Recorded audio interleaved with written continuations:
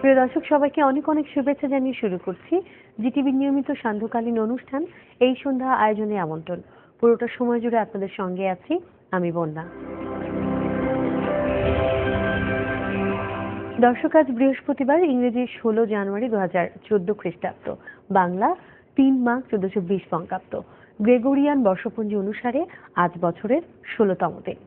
প্রিয় দর্শক, আমন্ত্রিত অতিথি হিসেবে আজ আমাদের সঙ্গে রয়েছে অভিনেতা, ডান্স ডিরেক্টর এবং স্ট্যান্ড আপ কমেডিয়ান মনা সিদ্দিক রিতার। চলুন প্রথমে কথা বলি আমাদের অতিথির সঙ্গে। শুভ সন্ধ্যা, কেমন আছেন? অনেক ভালো, আপনি কেমন আছেন? আমি অনেক ভালো আছি এবং অনেক ভালো লাগছে। আজকে খুব মন খুলে প্রাণ খুলে হাসবো, যেহেতু আপনি আজকে আমাদের অতিথি। অনেক কথা হবে আপনার সঙ্গে। তার আগে প্রিয় দর্শক, চলুন এক নজরে দেখে নিই আজকের দিনটি যে কারণে স্মরণীয় হয়ে আছে।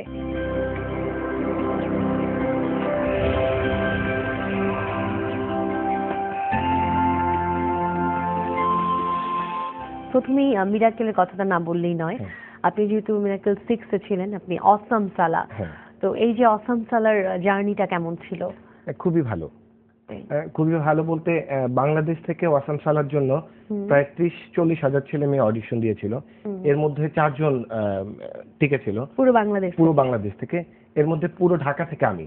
বাহ, খুব ভালো। এটা আমার মানে লাইফের অনেক বড় একটা পাওয়া। একটু প্রথমে আসতেছে যে মিরাকেলের যাবার যে আগ্রহটা, সেটাকে আপনি ছোটবেলা থেকেই মানে খুব হাসাতে পছন্দ করেন বা নিজেও হাসি খুশি থাকতে পছন্দ করেন, সেরকম কিছু? হ্যাঁ, মানে আমি ছোটবেলা থেকে এরকম মানে জোকস বা কমেডি এগুলো আমার খুব ভালো লাগতো। যে জন্যই আসলে মিরাকেলটা আমাদের দেশে এরকম হয় না সহসা। দেশের বাইরে একটা সুযোগ পেয়ে অডিশন দিলাম, টিকে গেলাম। আচ্ছা আচ্ছা, তো ওখানে যে 6 এর পুরো জার্নিটা আপনি করেছেন অসাম সালার, সেখানে তো অনেক মজার মজার ঘটনা ঘটেছে, একটু যদি আমাদের সঙ্গে আজকে শেয়ার করেন। মানে মিরাকেল মানেই তো মজা। মিরাকেল একটা কথাই তো মজার একটা বিষয়, টোটাল বিষয়টাই খুব মজার। ওটার মধ্যে হলো যে মজার একটা ব্যাপার হলো যে বিকেল বেলা আমরা বাংলাদেশ থেকে যারা গেলাম সবাই চা খেতে বের হই। আমরা যেখানে থাকতাম তো পাশেই চায়ের দোকান, চা খেতে বের হয়েছে। তা আমাদের সাথে একজন প্রতিযোগী ছিল পলাশ অধিকারী, ও পুতুল নিয়ে মানে পারফরমেন্স করতো। হ্যাঁ, তো বিকেলে আমরা 4 জন চা খাচ্ছি, তো পলাশ দাও এসে আমাদের সাথে চা খাচ্ছে। তো বিল দেওয়ার সময় আমি পলাশ দাকে বললাম, দাদা আপনার বিল দেওয়ার দরকার নেই, আমি বিল দিয়ে দিচ্ছি। আমরা বাঙালিরা যেরকম যে বিল দিয়ে দিই, সবার বিল দিই। আমি বললাম, দাদা আপনার বিলটা আমরা দিয়ে দিচ্ছি। বলে, কেন? তোমরা এসছো আমাদের দেশে, তোমরা আমাদের দেশের গেস্ট, তোমরা কেন দিবে? আমিই দিয়ে দিচ্ছি। আচ্ছা ঠিক আছে, দেন দাদা। তো বিল দেওয়ার সময় উনি ওনার চার বিলটা দিয়ে চলে গেল, আমাদের তার দিল না। এটা আমার খুব ভালো লাগছে যে আমরা হলে সবারটাই দিতাম, কিন্তু পার্সোনালি ওনারটাই দিল। আপনার একটা ডান্স স্কুল আছে, আপনি ডান্স করেন এবং শেখান, টিচার। তো এই স্কুল নিয়ে একটু জানতে চাইবো যে কতদিন আগে শুরু হয়েছিল এবং এখন কি কাজ করছেন? আমার এই স্কুলটার বয়স হচ্ছে এখন স্ট্যান্ড বাই 9.5 বছর। বাহ। শুরু ছিল তো 9.5 বছর আগে। জি। আসলে আমরা যে এলাকায় স্কুলটা, খুব মানে কি বলে, অনেক হাই লেভেলের একটা এলাকা না। হ্যাঁ, এলাকাটার মধ্যে অনেক গ্যাঞ্জাম। এর মধ্যেও একটা মানে আসলে আমার এটা ডান্স স্কুল। অনেকে ডান্স বলতে মনে করে উচ্ছৃঙ্খল কোনো কিছু। আমাদের ওইখান থেকে আমরা অনেক সামাজিক কর্মকাণ্ড করি। যেমন আমরা এবার শীতে শীত বস্ত্র দিয়েছি আমাদের স্কুল থেকে।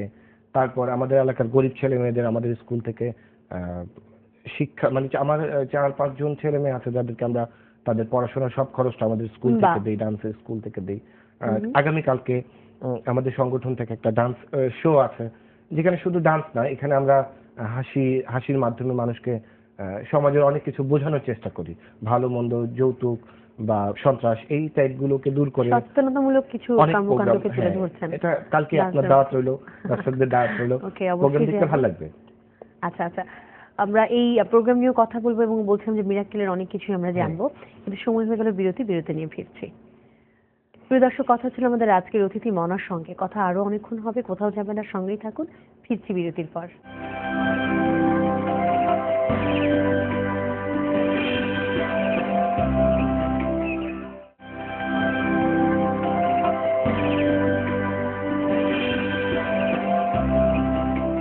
প্রিয় দর্শক, বিরতির পর আপনাদের সবাইকে আরো একবার স্বাগত জানাচ্ছি এই সন্ধ্যা আয়োজনে আমন্ত্রণের পর্দায়। সঙ্গে থাকার জন্য ধন্যবাদ সকলকে। কথা বলছি আমাদের অতিথির সঙ্গে। ফিরে এলাম মনে আবার আপনার কাছে। একটু ক্রাইম ফিকশনের কথা জানতে চাইবো যে আপনি তো সবসময় খুব হাসি খুশি থাকেন এবং সবাইকে হাসাতে পছন্দ করেন। তো এরকম একটা মানুষ হয়ে ক্রাইম ফিকশন খুব সিরিয়াস একটি আমরা জানি যে একটি নাটক এবং এটি সত্যি ঘটনা অবলম্বনে হচ্ছে, অনেক সিরিয়াস পার্ট থাকে এখানে, তো সেখানে কাজ করবার আগ্রহটা কেন হলো? আমি ক্রাইম ফিকশনটা নিয়মিত দেখতাম, খুব ভালো লাগতো। আপনি মানে আমি প্রশংসা করবো না জি টিভিতে এসে, বাংলাদেশে যদি 20টা নাটক থাকে এর মধ্যে আমি ক্রাইম ফিকশনটা সেরা 3-এর মধ্যে নিব। হ্যাঁ, একটা সেরা নাটকে মানে সেরা কাজের মধ্যে নিজেকে যুক্ত করতে পারাটাই তো অনেক কিছু।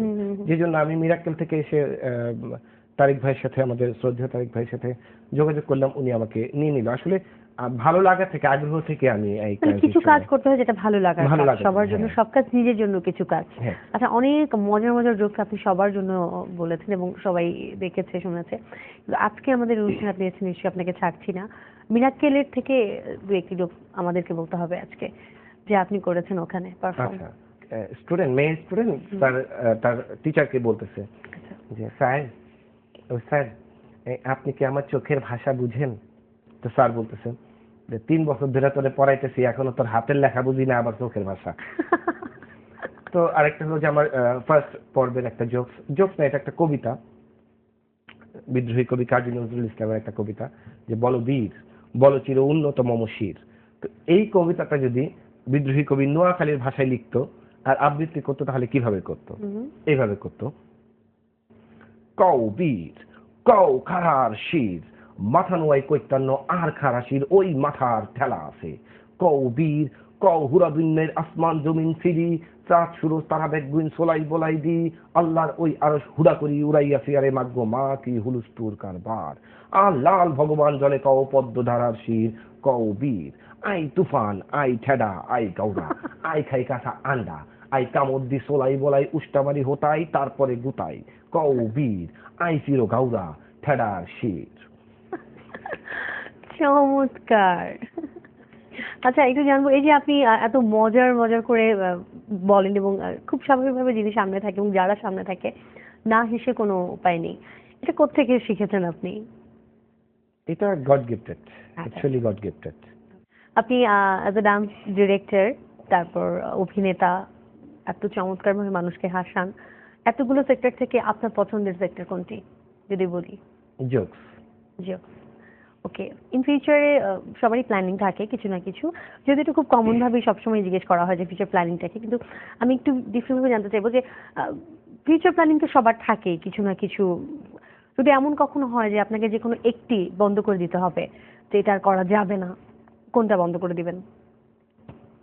নাচটা বন্ধ করে দিব। ওকে, এর কারণ আছে, কারণ নাচটা হলো টোটালি ফিজিক্যালের একটা ব্যাপার। হ্যাঁ, পুরো ফিজিক্যালটা মানে বডিটা ইউজ করে ডান্সটা করতে হয়। একটা সময় দেখা যাবে আমি যখন বয়স্ক হয়ে যাব তখন আর ডান্সটা করতে পারবো না, আমি জোকস বলতে পারবো, অ্যাক্টিং করতে পারবো, ডান্সটা করতে পারবো না। এজন্য ভবিষ্যতে এই ডান্সটাই ছেড়ে দাও। ওকে, তাহলে আলটিমেটলি বোঝা যাচ্ছে যে আপনার জোকসের এই পার্টটা থাকলে আপনি অভিনয় করতে পারছেন এবং জোকস করতে পারছেন, মানে অভিনয়টাকে আপনি ফিউচারে প্ল্যানিং হিসেবে রেখেছেন।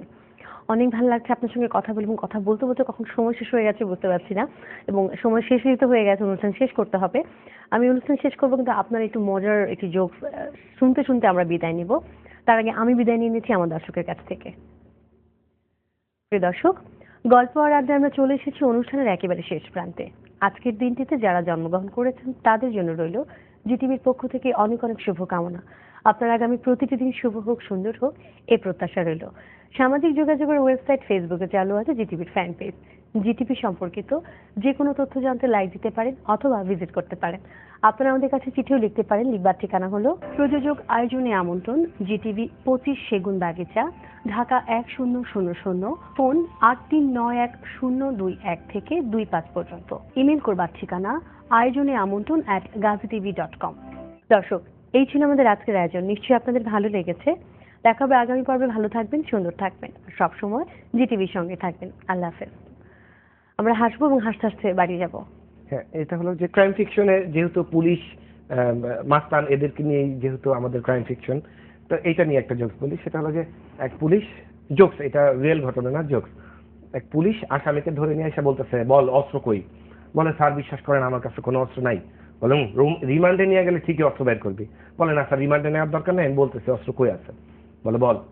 বলে, স্যার এখান থেকে সোজা সামনে যায় দেখবেন 3টা রাস্তা, প্রথম দুইটা রাস্তা বাদ দা 3 নাম্বার রাস্তার মাথায় যায় দেখবেন 3টা বাড়ি, প্রথম দুইটা বাড়ি বাদ দা 3 নাম্বার বাড়ির ভিতরে যায় দেখবেন 3টা দরজা, প্রথম দুইটা দরজা বাদ দা 3 নাম্বার দরজার ভিতরে ঢুকা দেখবেন 3টা আলমারি, প্রথম দুইটা আলমারি বাদ দা 3 নাম্বার আলমারি খুলে দেখবেন 3টা ডয়ার, প্রথম দুইটা ডয়ার বাদ দা 3 নাম্বার ডয়ার খুলে দেখবেন 3টা ছবির অ্যালবাম, প্রথম দুইটা ছবির অ্যালবাম বাদ দা 3 নাম্বার ছবির অ্যালবাম খুলে দেখবেন 3টা মহিলার ছবি, প্রথম দুইটা মহিলা বাদ দা 3 নাম্বার মহিলাটা হইলো আমার মা। সেই মায়ের ছবির কসম, সত্যি স্যার আমার কাছে কোনো অপশন নাই।